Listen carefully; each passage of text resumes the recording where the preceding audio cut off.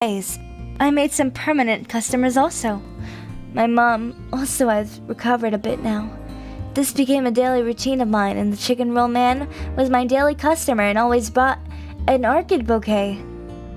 One day when he came to buy a bouquet, he took a rose, a lily, and an orchid bouquet. When the time came for giving me cash, he didn't have sufficient money and just had a card. I told him to pay me some other day, but he gave me a lottery ticket. He said, "Today I bought this ticket and its result will come tomorrow.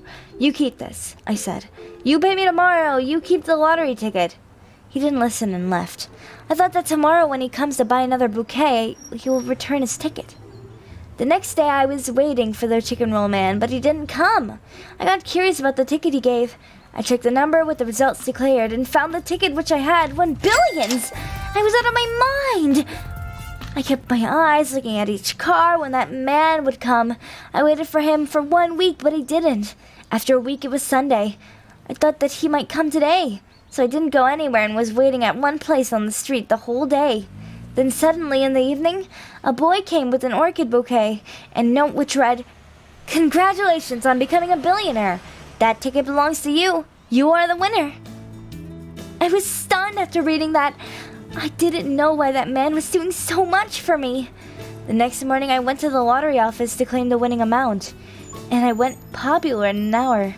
My photo was printed in the newspaper. I was in the news headlines.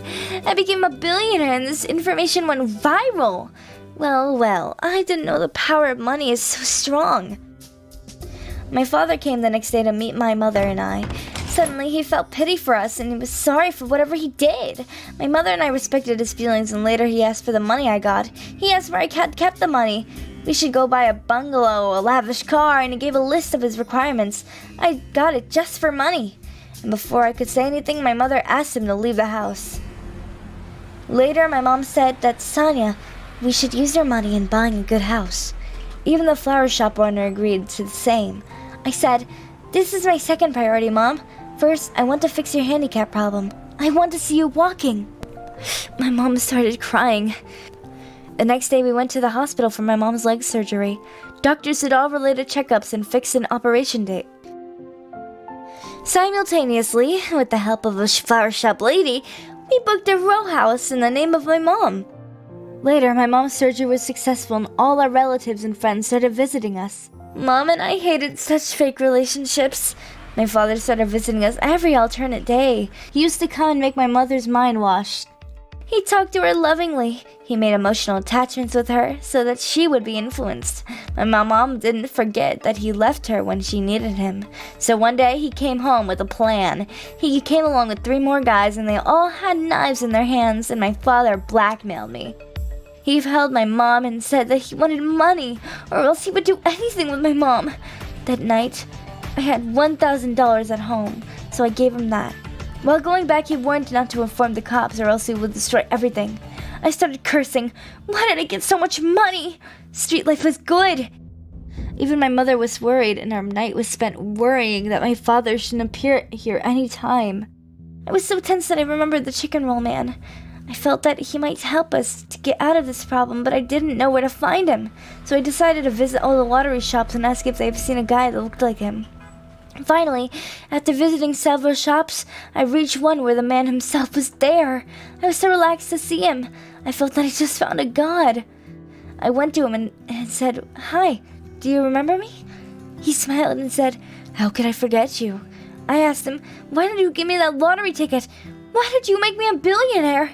You knew that ticket would give me the first prize?" "Hang on." "Yes, I did all purposely. I do this lottery business. I have known your mom since our college days, and I always liked her, but she never gave me that approach as she wanted in relation with your father. But I always respect her, and she is very humble and generous by nature. Same quality I saw in you too. I just felt like helping you both." I said, "Thank you so much for your help, but becoming a billionaire is a curse for me now." I told him the entire story, whatever had happened till now. He said he would help me with this. He appointed security guards outside my house in a casual dress 24x7. So the next day, when my father came again and started torturing us, guards trapped them red-handed and put them into prison. I thanked Chicken Roll Man and asked him his name. He replied, "Chicane Rodriguez." He asked me the reason behind my laugh. I said, "Your real name sounds similar to the pet name I gave." He seems confused. Later, I expressed my wish to share some of my winning prizes in the orphanage. I wanted to donate to charity so the other poor people could get some help from it. He could help me to do so. Also, he helped me in getting admission to high school so that I can continue my further studies. I introduced Mr. Chicane to my mom and narrated the entire story. She was very thankful to him, and today he's a good friend of my mom and a family member to me. How did you like my story? Let us know by writing in the comment box. Don't forget to subscribe and share this YouTube channel. Born as fat and living as fat during early ages, believed as the cutest child. But when this fattiness remains consistent as the child grows, it becomes a factor of ignorance and teasing, and getting out of such a difficult situation is not an easy task. Hi, my name is Janelia, and I'm 18 years old. When I was born, I was 7.716 pounds and very chubby. Whoever saw me those days would say, "She is so cute." My parents feel proud listening to this. Wherever they took me, I was adored by everyone, but my weight kept increasing as my age grew. My parents felt that when I would go to school, I shed my weight automatically, but it didn't happen, and people started bullying me in school for my obesity. Initially, it didn't bother me as hardly 1 or 2 classmates would tease me. Of course, I was quite young, too, to understand this. But as I reached grade 6, problems started. No one used to be my friends. Everyone used to just make fun of me. As I was smart and intelligent, my classmates would talk to me and just to take help from me in their studies. I never said no to anyone, even though they bullied me. I have always been a helping girl. Even though I never made a serious friend, my growth and intelligence and studies always kept me intact with people, and this is how I have cleared my school life and reached college. As I reached a higher level, my problems became bigger. I felt that in school there wasn't much problem apart from being teased, but when I came to high school, there were many good-looking girls and boys around. Girls were wearing shorts, skirts, dresses, and were always looking hot. But as I compared to them, I was looking dumb. Many good-looking boys were roaming around other girls. Few were hanging together, but in my case, no one was looking at me. This affected me. If I ate in front of anyone, they laughed, saying, "Fatty is getting more fatty." This made me stop eating at college. I started feeling lonely at college. No one was there whom I could say was my friend. From school to college, whoever spoke to me became my friend. They became friends for some reason. Somehow I spent my 1 year in high school and clearing the exam. Next year in my class there was a guy named Ronnie who was a repeater. He would always pass a comment about my size. Getting in the habit of being teased, I had become an expressive person, so I used to retort back. However good or witty my lashing was, he didn't stop, and one day I cracked. I burst and I cried, not in front of anyone but at home. I thought to myself, I am an intelligent person who consciously tries to be nice to everyone. Then why is Ronnie or anyone teasing me? I felt pathetic. The next day, when I went to the college gate, I saw Ronnie sitting on his bike with his gang standing around. He started shouting, "Look at the Lady Santa Claus coming!" All his gang started laughing. Then they started singing in the Jingle Bells melody together in the chorus. "Janelia, Janelia, Jen is on her route. Janelia is coming along, riding on her butt." It hurt me and made my eyes wet, then and there. But I didn't reply. I just pretended that no one was there. I'm not sure what made me do it. It was a trial test, but I continued this for the whole week. Just assume that I am lonely in college, and if anyone is talking about anything, I just ignored it. My attitude made Ronnie stop doing whatever he was doing. And then the next week, boom! No comments, no teasing, no bullying. Since then, I took those teases as motivation. Rather than getting insults and offending, wasting my energy level, I took it as fuel for my ambition. Those insults actually bothered me, and it was confirmation of the fact that I was not happy with being overweight. And the solution to this was a proper diet, workout, and a stress-free life. So I planned to follow these and shed my pounds. One day in the library, I picked a few workout diet and yoga asanas books to understand what I can follow. I was going through it, but my mind was feeling that it was very difficult to do all these. At that moment, a diet chart was placed in front of my eyes. When I looked above, it was Ronnie who brought a diet chart. I was just staring at him confusingly. He then said, "Hey, Janelia, I am sorry for treating you so badly. I never had bad intentions to hurt you, but I just wanted to motivate you, shedding your kgs. I was shocked and asked him, "What are you trying to say?" I am a gym trainer, and I always motivate people to be healthy and fit. Also, I know people like you don't take such words seriously until it hurts. Ronnie added, "I was seeing you from the past 1 year being alone, looking at everyone, so I felt I could help you. I run my father's gym, and I would like you to attend my gym for 1 month. Just accept it as a small gesture of my apology. I'll be happy to help you." OMG, that sentence made me cry. How can anyone be helpful and so kind to me? For many years I was helping people. But Ronnie touched my heart and I accepted his proposal. I followed the diet as per the chart he gave and visited his gym regularly. Just visiting there for a week made me feel positive, and I was feeling energetic from inside. Hence, I continued with the routine. With this routine, my friendship with Ronnie became good. We started going out for a movie or a walk, but never for dinner. Ronnie knew that I might start eating junk if I got the chance to. He used to take me for a ride to check all the street food, burger shops, ice cream, and waffle outlets. He felt that watching all those shops would make me feel more dedicated to my path. Once my goal is fulfilled, then I may cheat and have junk food once a week. Hence, I was consistent towards my goal. It took me 3 months to lose 50 pounds. But I was looking quite slim. No one could have guessed that I was so fat earlier. Not only I was losing weight, but Ronnie helped me in shopping for new clothes. Because of my obesity, I always wore such clothes that would not show my fat. Ronnie also asked me to go for hair smoothing with blonde highlights. I did as he said, and it changed my look completely. I was looking beautiful. My parents were surprised when they noticed I went in front of them with a new look. In college, of course, the boys started noticing me, but I didn't give feedback to anyone. Now people come and talk to me. I have many friends, but I didn't change my mindset. I am still down to earth, studious, and a helper. Though many people approach me to be their friend or girlfriend, for me, Ronnie is the only friend, rather a best friend I could say, who helped me in my bad times and brought me out of hell, and showed me the gate of heaven. Before ending, I would say that fat shaming is so common in our society that you will never be able to educate people enough to put an end to it. So, rather than changing others' mindsets or expecting from others, better to change one mindset and work on your own body because you will benefit from it and no one else. How did you like my story? Let us know by writing in the comment box. Don't forget to subscribe and share this YouTube channel. Hi, my name is Sarah, and I was having a rough couple of weeks. I've been dating this man named Eric for about 6 months, and the first couple of months were fantastic. We had a lot of fun together, and were always going on dates together and hanging out. You know, typical couple stuff. Over the last few weeks though, he hasn't wanted to see me. I've tried setting up fun dates for us. I've tried asking to come over to watch movies or something. I even asked his parents to see if he was having some personal issues in his life. None of them worked.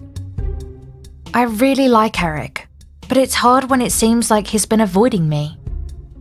He was barely responding to texts and ignoring my phone calls, so I decided to show up at his house unexpected and ask him what was going on.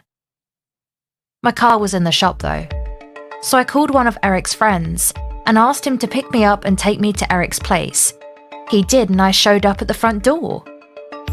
I knocked a few times and waited before Eric opened the door. He looked healthy. He'd recently gotten a haircut.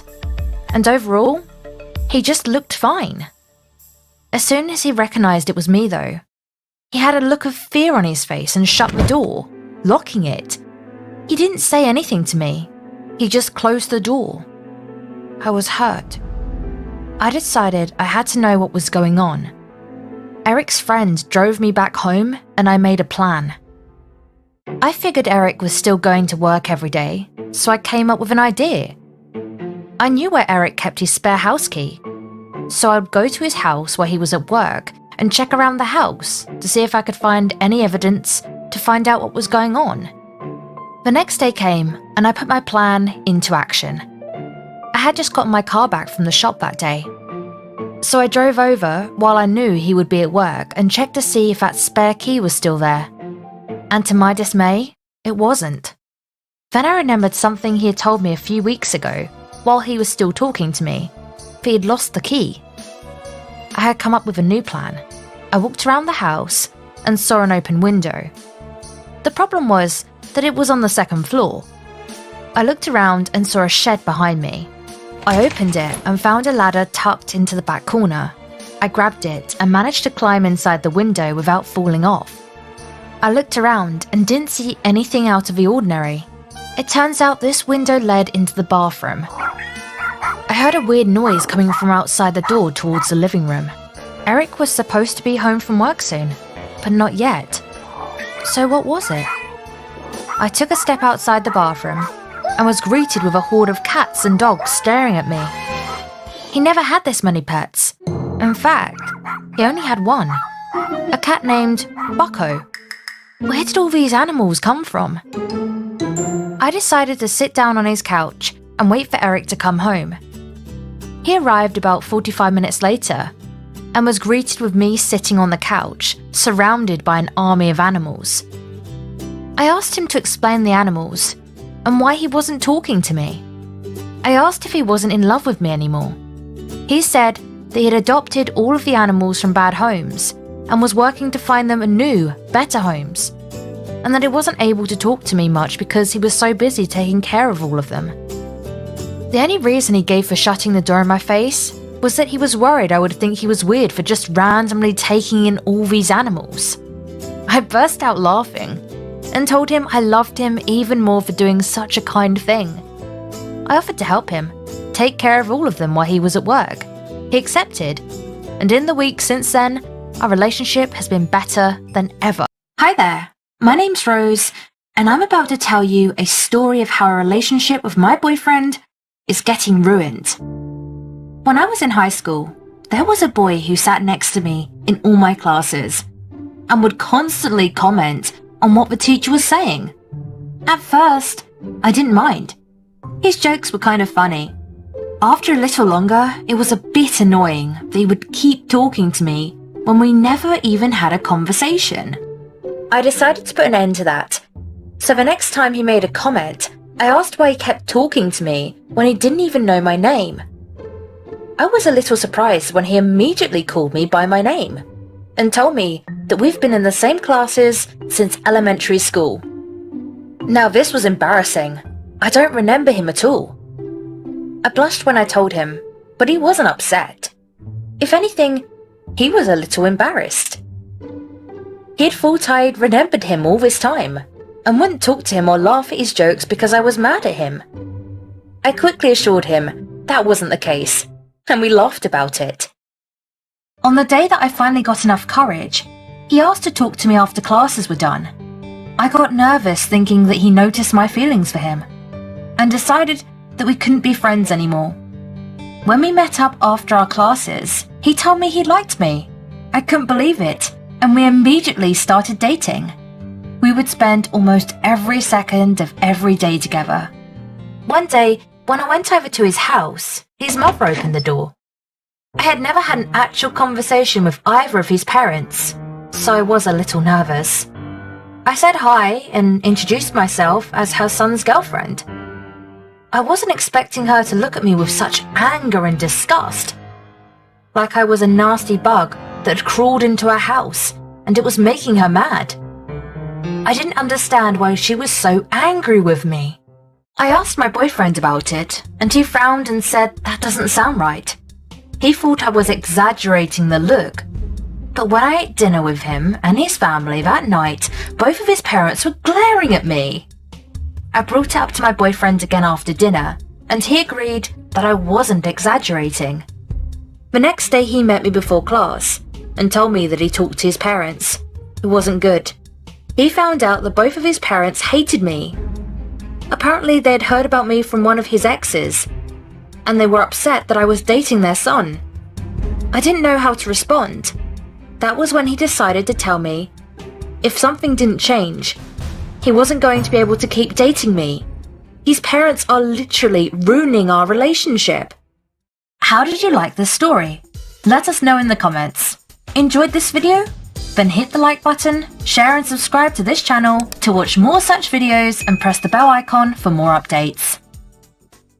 Hey, I'm Gloria, and I'm 18. I'm going to tell you a story of a day when nothing was happening. It was the longest day of the year, and there was absolutely nothing to do. None of my friends could hang out with me, and there was nothing I could do besides sit inside to avoid the sweltering heat and eat popsicles. I lay on my bed, all the fans were trained on me, but I was still burning hot. Is the air conditioning not working? Why is it so hot in here? I went downstairs to check the thermostat and ran into my brother holding 3 pints of whipped cream. He had tears in his eyes and his cheeks were flushed. "Hey bro, what are you doing? You okay?" He only nodded before rushing back into his room and closing the door. I thought this was really suspicious, so I placed my ear to the door. Hearing a quiet voice, I pressed my ear closer. I hear my brother say, "Yes, I got all you asked for, master." My eyes widened, but I kept listening. I hear another, deeper voice praise my brother, calling him my pet. I was going to keep listening until I heard my brother moan. Hearing that, I quickly stood up and bolted. I ran back to my room when I got a text from my brother. He's asking me to pick him up 2 cucumbers and a bunch of bananas. I know he hates bananas, so I text back if he was sure. His reply came several minutes after he saw it. It simply said, "Yes." Understanding what exactly these are going to be used for, I do not respond and rush to the store. Anything to get me out of the house if they are doing freaky stuff. Driving to the store, I blasted music in an attempt to stop thinking about what I'm getting this for. I browsed several aisles to pass time before getting around to actually buying what he requested. Picking 2 lengthy cucumbers and a bunch of ripe bananas, I checked out and headed home. Before going back inside, I asked him if I should just leave them on the counter. Within a minute, he was calling me. I answered, and the deep voice that I had heard earlier was speaking, asking if I could bring it into his room and telling me that my brother wanted to tell me thanks in person. I stuttered out a response before hanging up. Standing outside his door, I shifted from foot to foot. What the heck am I doing? My brother is doing some freaky stuff in there. What am I going to see? I'm not mentally prepared for this. I knock on the door, but don't enter until I hear an invitation. Slowly opening the door, I walk in with the food requested. I blink in shock when I see my brother sitting next to an older-looking boy. A tea party is set up in front of them, with graham crackers, whipped cream, and lemonade to drink. "A tea party?" I question. My brother and his friend grin innocently in response and thank me for the food. How did you like this story? Let us know in the comments. Enjoyed this video? Then hit the like button and share the video. Subscribe to this channel to watch more such videos and press the bell icon for more updates. Hey folks, my name's Samantha. So let's start at the beginning. A few years ago, I had met this one boy. We hit it off really well, and after a few coffee dates, we started going out. That was 2 months before I had to move. It broke my heart, but I knew that I couldn't do a long-term relationship. Before I left, I told him to meet me at our usual diner, and there I told him that while I still loved him and probably always would, we couldn't be in a relationship anymore. Neither of us would benefit from this. My return was completely non-existent, and it would just hold us back to be in a relationship anymore. Time skipped to 2 years later. I haven't thought about my first love in probably like a month. But that isn't the important thing. My dad is getting remarried. We had moved because of his job transfer, and then suddenly, he was dating his boss. And now the wedding is coming up. My soon-to-be new mother has asked me to be her maid of honor. And as odd as I feel doing it, I accept, for Dad's sake. I wasn't particularly thrilled with this new arrangement, but if Dad is happy and she's a nice person, I feel no need to object. We were discussing the last-minute prep work when I heard a familiar name, Cam. Of course, it couldn't be my Cam, my dear, lovely Cam. Besides, he probably has long since moved on. I ignore it and keep getting ready for the ceremony, which passed by flawlessly. It was during the ceremony that I spotted him. I couldn't help the audible gasp. He was here. Cam. My Cam. He was here at this wedding. What was he doing here? Had he seen me yet? Why hasn't he spoken to me? Deciding to find answers, I marched over to my ex. He had grown in height and attractiveness. My heart skipped a beat, but I ignored this as I tapped his shoulder. Cam? There was an obvious double take as he realized who I was. But once he did, he grinned, absolutely ecstatic, as he picked me up and spun me around. Samantha! Hey! I haven't seen you in so long! I couldn't help laughing. I was lightheaded with giddiness that he remembered me and still held a place in his heart to be happy to see me. We spent the next hours talking, and after finding out that neither of us had moved on, we agreed to try for a long-distance relationship. I rushed to my father and new mother to tell them the good news. I was surprised when my new mother greeted Cam without my introduction. Wait, do you know each other? I questioned them. This is my aunt, Cam explained, and I stared at them in shock before shouting, Does this mean we are cousins? After that night, Cam and I dated long distance for a few months, and now we are moving into an apartment together. It was a pretty huge shock that Cam was my new cousin, but we talked it out with Mom and Dad. Because we were not related in blood, there really isn't any problem. They support our relationship, and I wouldn't ask for it any other way. How did you like this story? Let us know in the comments. Enjoyed this video? Then hit the like button, share and subscribe to this channel to watch more such videos. And press the bell icon for more updates. Hi, I'm Maria. It's been nearly 3 years since I broke up with my old boyfriend Terrence. Since then, I've dated almost a dozen more men. They all said the same things, treated me the same. They all were huge jerks. I'm now in a wonderful relationship with a huge sweetheart named Adrian. At first, he was only a friend, but as I went through more and more breakups, I realized that he was the only guy still there for me. The only guy that was treating me right. It progressed from there. I spent more time with him, learned more about him, and allowed myself to fall in love one more time. Now we are celebrating our 6-month anniversary and still going strong. I had major plans to celebrate and was rushing around to get everything prepared. That was when I got my first notification. My phone beeped, and when I checked it, I saw an Instagram message from Terrence. He simply said, "Hey." I was confused. Why would he message me? A couple of minutes later, my phone beeped again. This time he was asking me if my phone number was still the same.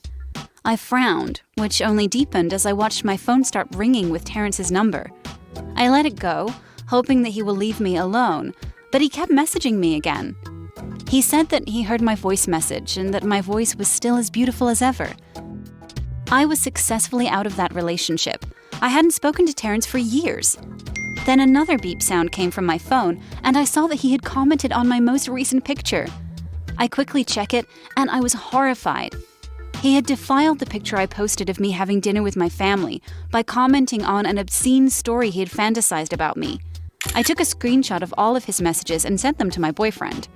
Adrian sent me a photo he had taken of us kissing and told me to post it for our 6th anniversary and not to respond to any of my ex's messages.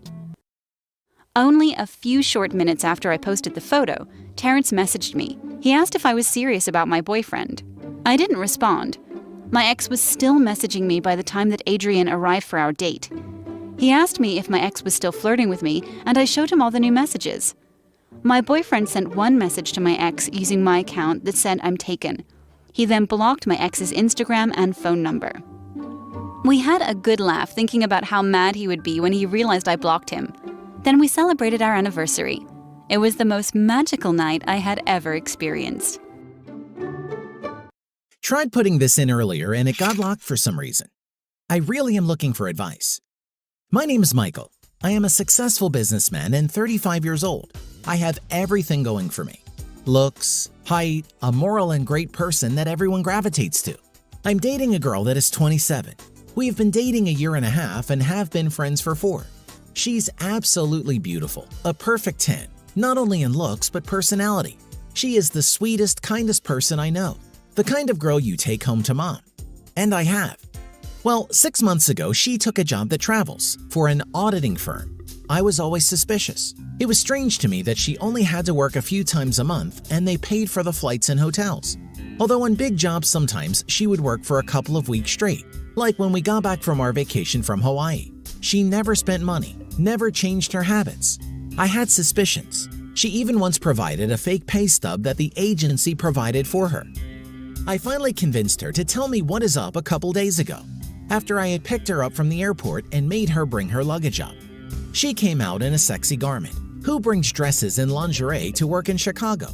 I suspected she might be stripping. Not the case.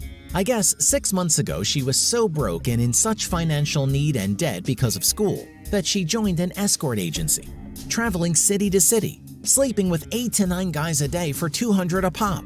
I'm devastated. I love this girl beyond anything and wanted to marry her. In 6 months, she has made $60,000. Doing that kind of math equals 300 guys. I can't get the images out of my head. I can't think straight. She quit when I found out yesterday. She says she will spend her life making it up to me. I'm lost. She usually worked Wednesday through Saturdays.